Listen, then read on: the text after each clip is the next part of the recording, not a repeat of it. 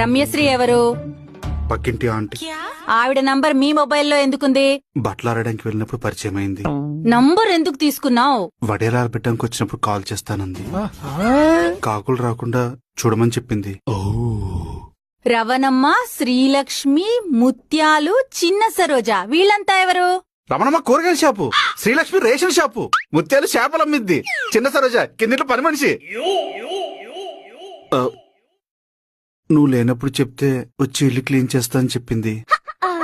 నువ్వు పరిచయాలు పెంచుకోవడానికి మగవైద్యులు ఎవరు దొరకలేదా? ఆడదే ఆధారం కదా అని వాళ్ళని ఎంకరేజ్ చేశాను. ఈ గ్రూప్ ఏంటి? బ్యూటిఫుల్ రోజెసా? డ్వాక్రా గ్రూప్ లాగా అందరు ఆడవాళ్లే ఉన్నారు. దానికి నువ్వు గ్రూప్ అడ్మినా? అందరూ కలిసిమెలిసి ఉండాలన్న ఉద్దేశంతో. మరి నన్నెందుకు యాడ్ చేయలేదు?